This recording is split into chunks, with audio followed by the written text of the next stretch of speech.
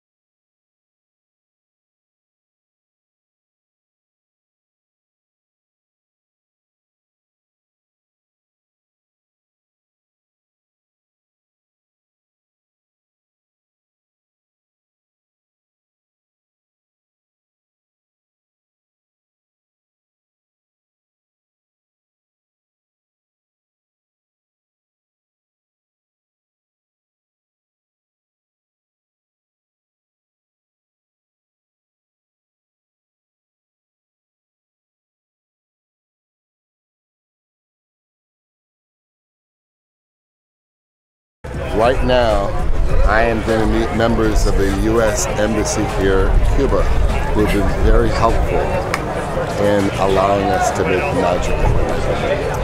This is the team that helped us do the impossible.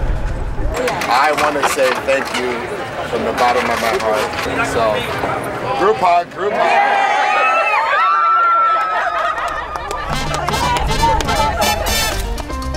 In order for us to shoot in Cuba, we brought everything from the toilet paper to the cameras. We brought everything there.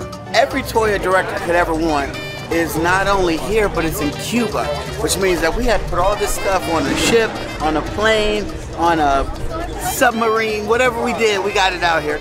And we're bringing the infrastructure to Cuba, because there's not much here, especially to shoot a movie of this size. 2, 1, action!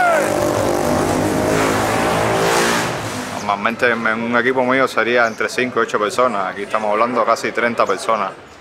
Y entonces es una así, solamente, yo creo que nunca en Cuba hubo una película en que tuviéramos 250 asistentes de producción. Eso es primera vez que en la historia del cine cubano.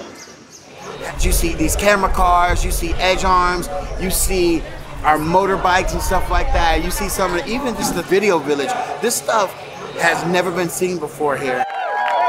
We coupled with a crew from Cuba. And so now I had to essentially lead the American crew and the Cuban crew and bring them together. And so you never know what you're gonna get when you do something like that, because it's almost like a creative social experiment. But we all came together, the Cuban crew and the American crew, and family being a theme for the story became the theme for our crew. Also, the thing was interesting about Cuba is people just love the movie Fast and Furious. One of the things that's always been fascinating about this franchise is how much it's loved in places you would never expect. I love you, baby.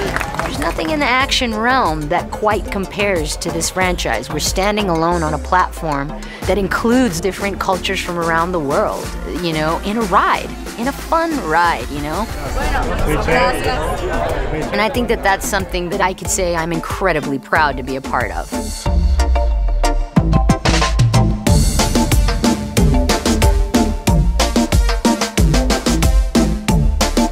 This is restricted airspace. No one flies over Havana. And they allow us to shoot with an American helicopter 50 feet off the ground, doing amazing action, amazing stunts.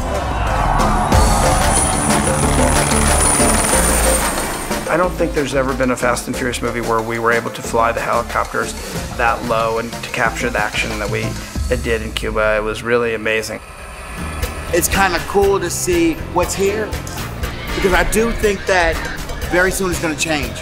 Very exciting because my family's Cuban. My dad especially used to live here like back in the 50s, and it's just interesting to see the contrast as to how it was described to me before, when it was booming, when Havana was Havana, and now after the revolution and all that stuff. It's definitely cool to see.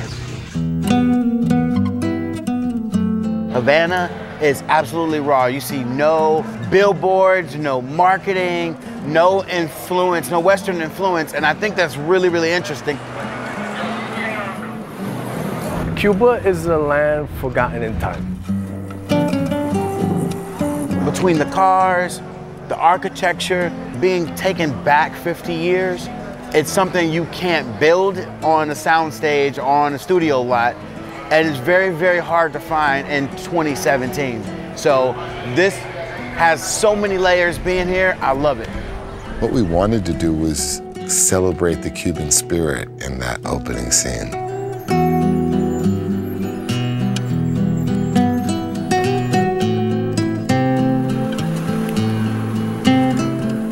When you see the love and care and the TLC they put into these cars, it's on a whole nother level. And especially given that they don't have the access to the parts that we have. Mira, amor, un motor de barco. No way. Yeah. Lo que sea para tener a mi cariño trabajando. It goes to show how being oppressed for such a long time cultivated that ingenuity. Taxi drivers, they drive the old 1950s Chevys, Cadillacs, and I was reading the odometer on one of them the other day. It had like 650,000 kilometers on it, which is crazy. It's not just kind of like, oh, car, it's a classic. Their families have experienced life through these cars, so they have a different attachment to these vehicles than, say, what we do in the States. My grandfather bought it in 1956. When he died, it passed to my father, then my brother, and now to me. Cuba is all about that car culture. You got these cars from 1961 and later. Like, if there is a perfect guy to be immersed in that culture, it's Don. This is a Cuban spirit. Tu espíritu. Your spirit. I'll never lose that. My only concern while we were filming there is that Cuba always maintains its character.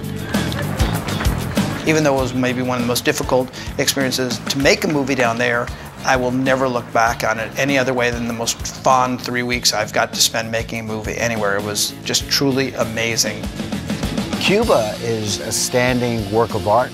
We got amazing things out there, but it took careful planning, it took amazing patience, and it makes you appreciate creating and filmmaking in a different way. So Cuba was an amazing addition to the story, but it was also a profound experience for all of us as filmmakers.